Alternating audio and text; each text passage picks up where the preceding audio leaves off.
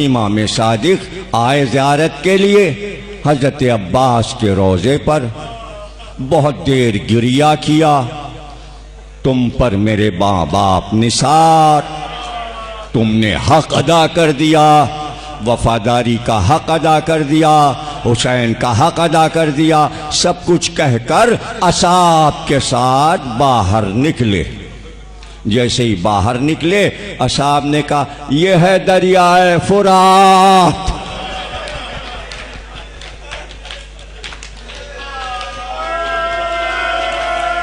यह है दरियाए फुरात। एक बार इमाम सादिक मुड़े का शर्म नहीं आती, हुसैन के बच्चे प्यासे मर गए और तू बह रहा है।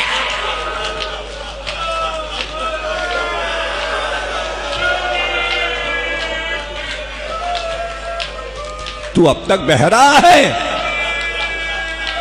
तेरी लहरों में रवानी है। कहते हैं इमाम का फरमाना था कि दरिया खुश्क होना शुरू हो गया। देखते ही देखते मैदान हो गया, दरिया खुश्क हो गया। बड़ी शर्म आई फुरात को, बड़ी शर्म आई। इमाम ने मुझे डांटा है,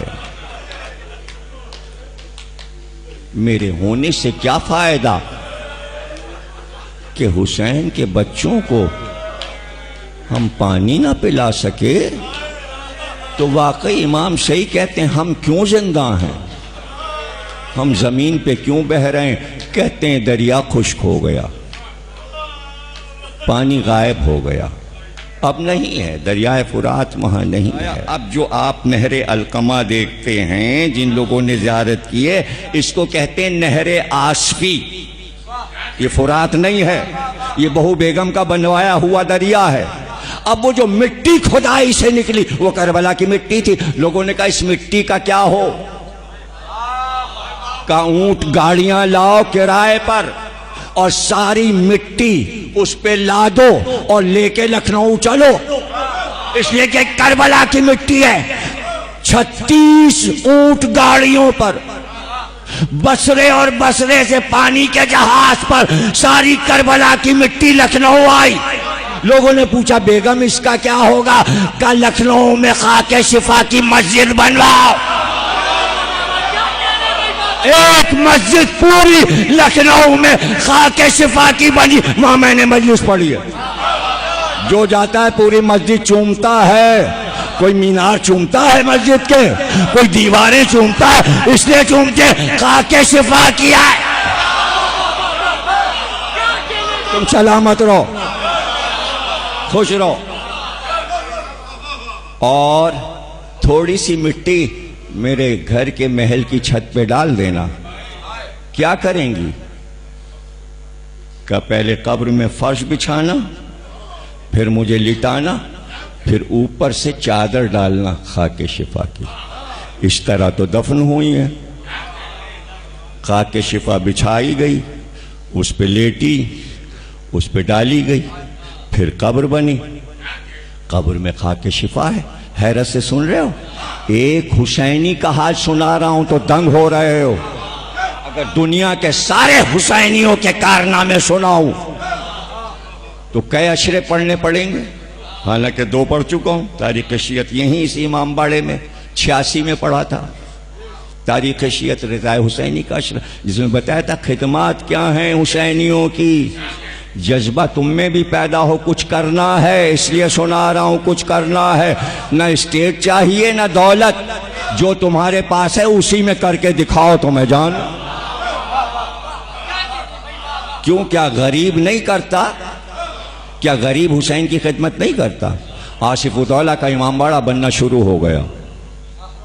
लकोदक लाखों रुपए में बनेगा, अरबों रुपए में। उस दौर में आके वजीर हिंदू था, उसने कहा कि झाऊलाल वजीर आजम ने कहा कोना जो है वो खराब हो रहा है, वहां से तिरछा करना पड़ेगा, हाल सीधा नहीं होगा। का क्यों, का एक बुढ़िया का वहां पे घर है, झोपड़ा है, का तो उसे खरीद लो। कब वो तैयार नहीं, वो तैयार नहीं है। वो कहती हमारे जद बुजुर्गों का घर है, मैं कैसे अपनी ड्योढ़ी को बेच दूं? यही तो मेरा घर है, सदियों से यहां रहे मेरे बुजुर्ग, मैं कैसे बेच दूं? आसिफ उद्दौला ने कहा हम खुद चलेंगे। आए, कहा ये घर बेच डाल। उसने कहा तुम बादशाह हो, हमारे लिए यही हमारा महल है, हम यहां के बादशाह हैं, तुम हमसे जबरदस्ती नहीं ले सकते। कहा हम जबरदस्ती लेने नहीं आए, ये घर जिसका बन रहा है वो एक मजलूम का घर है, जिसका घर करबला में लूट गया था। अगर तुम अपना घर उस मजलूम को दे दो, वो हिंदू औरत थी, वो तैयार नहीं हो रही थी अपना मकान देने के, नक्शा बदल रहा था इमाम बाड़े का। आसिफ उद्दौला ने कहा मजलूम है ना, उसका घर बन रहा है। का तो ये कहो ना कि ये मजलूम का घर है, यूं कहो ना, मैं कोई पैसे नहीं लूंगी, ये घर और मैं सामान लेके सड़क पे आ जाऊंगी, मैं अपना सामान उठा लूंगी, अपने वजीर से कहो मेरा घर तोड़ दे, इमाम बाड़े में मिला ले, लेकिन तुम बादशाह हो ना, एक शर्त है मेरी। का शर्त बता दे। का इस इमाम बाड़े से जो ताजिया उठेगा, लोग कहेंगे बादशाह का ताजिया निकल रहा है, लेकिन शर्त यह है कि एक ताजिया मेरे नाम का रखा जाए, जब तुम्हारा ताजिया निकले तो हमारे नाम का भी ताजिया निकले। कहा मंजूर। एक अलग जहां पर उसका घर था, उसी जगह जब जाइएगा ज़ियारत करने, तो जो इमाम बाड़ा बना वहां एक छोटा सा ताजिया रखा है, उस पर लिखा है बुढ़िया का ताजिया। जब बादशाह का ताजिया सड़क पे आ जाता तो लोग इंतजार करते थे, लोग कहते थे जाओ ताजिया निकल गया, लोग कहते थे नहीं, अब बुढ़िया का ताजिया आ रहा है।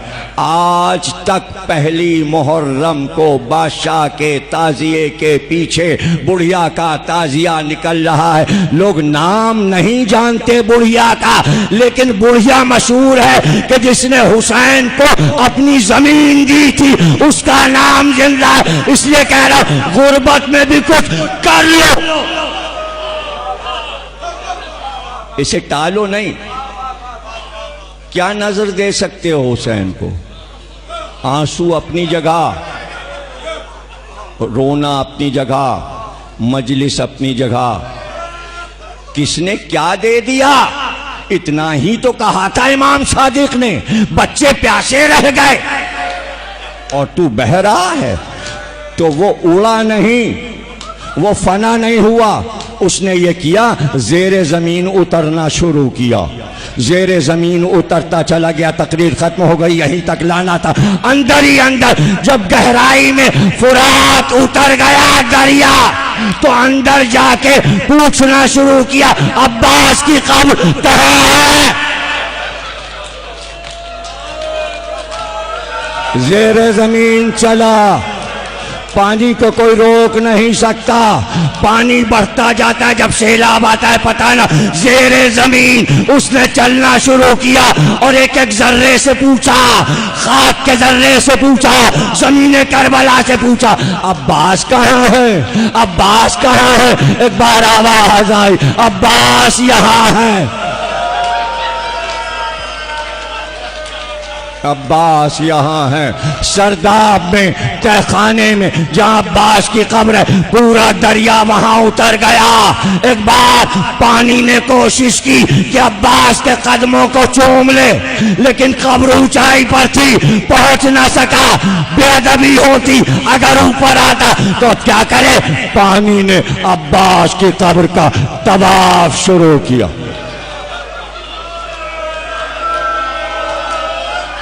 आज इस वाक़े को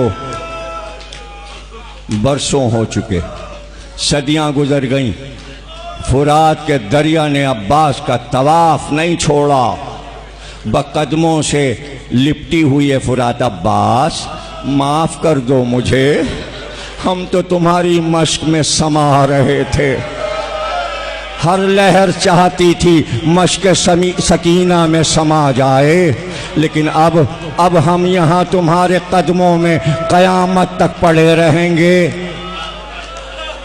मैं रोज़े अब्बास पे पहुँचा, लोगों ने बताया फुरात नीचे है तहखाने में, अब्बास की कब्र के पास फुरात बह रहा है। आपको सबूत चाहिए? मैंने कहा बताइए। खुद्दाम ने कहा ये जगह जगह आप देख रहे हैं रोज़े अब्बास पे जालियां बनी हुई हैं, ये पतली पतली नालियां सी बनी हुई हैं, ये हवा जाने का रास्ता है। आप यहाँ बैठ जाइए, अभी देखिएगा क्या होता है। मैं बैठ गया। मैंने कहा ये क्या? कहने लगे ये पानी ऊपर उछलता है नैज़ों, तो अब्बास के रोजे की छत से टकराता है तो पानी बाहर आ जाता है। आप रुमाल लेके इसे जश्ब कीजिए। लोग तो अपने कफन में जश्ब करते हैं, इसलिए कि यह पानी वो है जो अब्बास के पैरों को छू के आ रहा। कई बार पढ़ चुका। जिस साल बेनज़ीर गई ज़ियारत के लिए, उसी साल तफसील पढ़ी थी कि जब बेनज़ीर के लिए तहखाना खोल दिया गया। अमीर अल-मुअमिनीन अस्सलामु अलैका या इब्न सय्यदति निसाइल आलमीन। पाकिस्तान की वज़ीर आज़म ज़ियारत कर रही है, इसलिए खुद्दाम के हेड ने दरवाज़ा खोला। तहखाने में पूरा वफ़द साथ था, लेकिन बेनज़ीर जब ज़ीनें उतरने लगीं और सामने जब फुरात आ गई तो पीछे मुड़कर नेट पर देख लीजिएगा, पड़ा हुआ है, और सीडी बाज़ार में भी मिलती है। रोज़े के अंदर की सीडी बाज़ार में बिकी थी। कैमरा साथ में गया था बेनज़ीर के, तो पूरा कैमरे ने फुरात से अब्बास की कब्र तक पूरी तस्वीर ली है। और एक अजीब मंजर है कि वो शोर है वीडियो में, उस शोर की वजह से डर गई बेनज़ीर, सहम गई और पलट के कहा जरदारी तुम जाओ, मैं यहाँ से आगे नहीं बढ़ूँ, इसलिए कि वो रोब वो दबदबा है। ये वीडियो में आवाज़ आ रही है, जरदारी तुम जाओ। क्या किसी ने नहीं देखा वो वीडियो? कितने लोगों ने देखा है? एक हाथ उठा। सबको देखना चाहिए, और अगर देखा तो भूल क्यों जाते हो? ये चीज़ें याद रखो, अजदारी का हिस्सा हैं, ये तुम्हारे लिए दलीलें हैं, ये तुम्हारी फजीलतें हैं कि एक मुल्क की वजीर आज़म अब्बास के कदमों को छूने जा रही थी, लेकिन इल्हामी तौर पर वापस की गई। अब्बास का जलाल। सब मर्द गए, करीब गए, वहां से पानी लाए। अब भी पानी लाते हैं लोग जिनके लिए दरवाज़ा खुल जाता है। बस हो गई ना तकरीर, पानी घूम रहा है, शोर कर रहा है। ऐसा शोर हमने नहीं सुना पानी का। जब आप रोज़े अब्बास पे जाइएगा तो तहखाने के जो रोशनदान बने, कान लगा के सुनिएगा वो शोर। ऐसा शोर समंदर में भी नहीं है, गोया गिरिया कर रहा है फुरात। अब्बास, हम तुम्हें पानी न दे सके, तुम पानी बच्चों तक ना पहुंचा सके, गिरिया कर रहा है फुरात, रो रहा है अब्बास के कदमों से लिपटा हुआ, रो रहा है।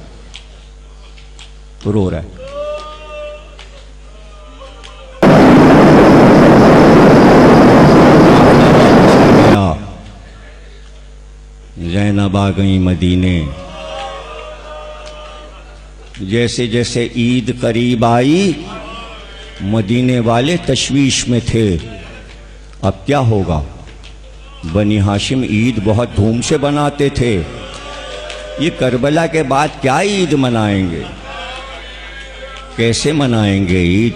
इसलिए कि सबको पता था कि ईद की सुबह आती तो हजरत ज़ैनब नाके पर अमारी कसी हुई, नाके को मंगाती, नाका बिठाया जाता, अमारी में बैठती, पर्दे डाल दिए जाते और फौरन कहती अब्बास के घर चलो।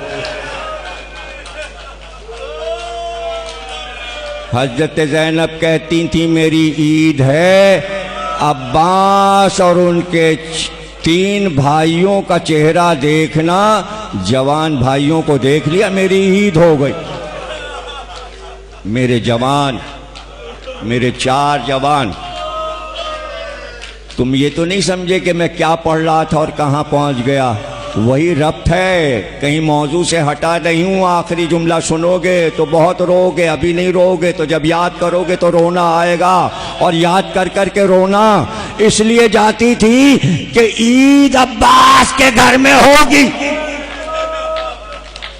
अब हर साल यही होता कि ज़ैनब की सवारी पहुंची, दरवाजे पे 4 भाई कमर में तलवार लगाए हुए बहन का इस्तकबाल करते।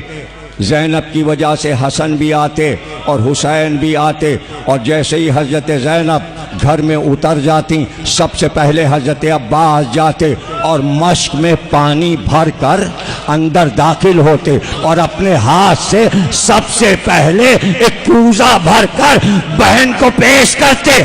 बहन भाई के हाथ से पानी लेकर जब पी चुकती, कहती अब्बास मेरी ईद हो गई, मेरे चांद, मेरे राज दुलारे भाई, ज़ैनब की ईद हो गई।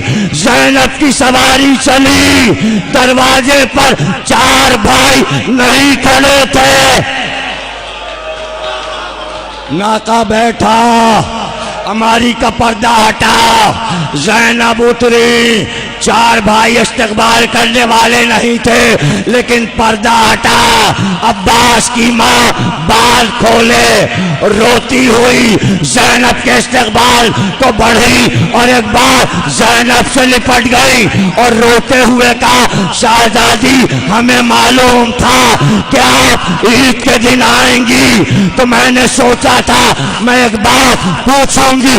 का क्या मादरे गिरामी, का बस इतना पूछना है कि जब कोई बुलंदी से गिरता है, जब कोई बुलंदी से गिरता है तो अपने हाथ जमीन पे टेक देता है।